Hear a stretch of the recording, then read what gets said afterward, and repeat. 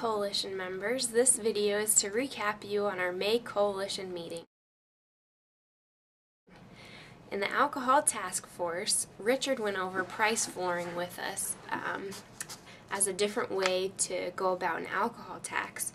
And what this is it puts a minimum pricing on alcohol, and so retailers can't sell for less than that.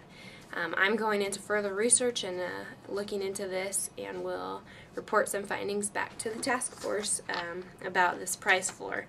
We also talked about Spillman, and one of the main things that we really focused on was that currently we don't have the funding even to pilot Spillman and Lehigh.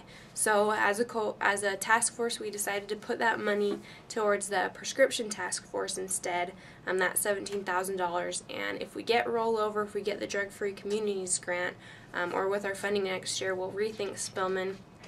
You know, it's definitely a strategy we still would really like to do, but with the funding we have now, it's just not very realistic.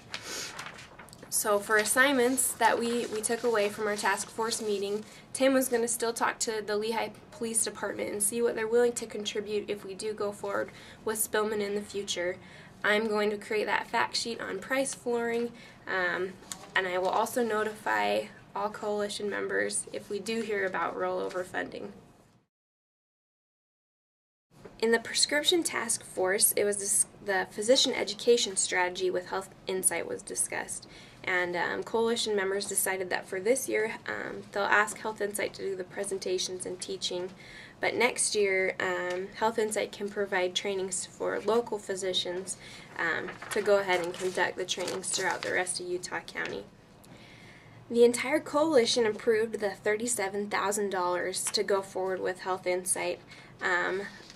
Dr. Lindsay, Joanne Petrie, Kevin Schultz, Dr. Nelson, Dr. Fairbanks, and Kai all established the Health Insight committee that will go forth and come up more with the training and curriculum they'd like to see. Commitments that we took away from the coalition meeting was that Shauna was going to identify a script for doctors by June 1st. Kai was going to look into over-death data, and he was also going to look at Health Insight data and refine a list by June 1st.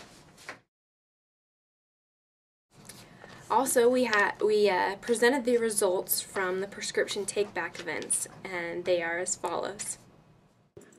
892 pounds of pharmaceuticals were collected, including 36,000 pain pills. This amounted to $2.6 million in street value.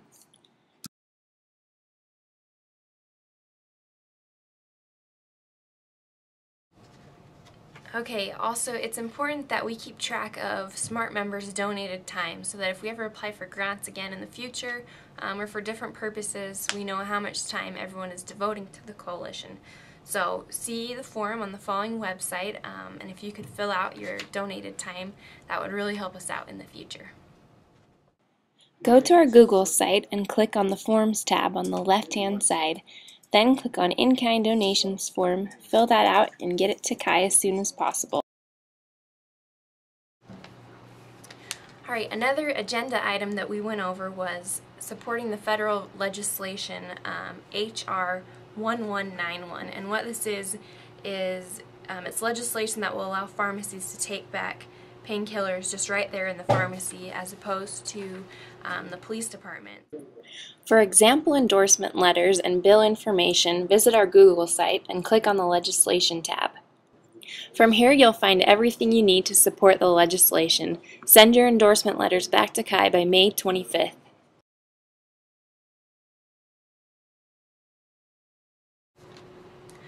Another item that we discussed was Representative Dawes' legislation and updating Doppel's online exam.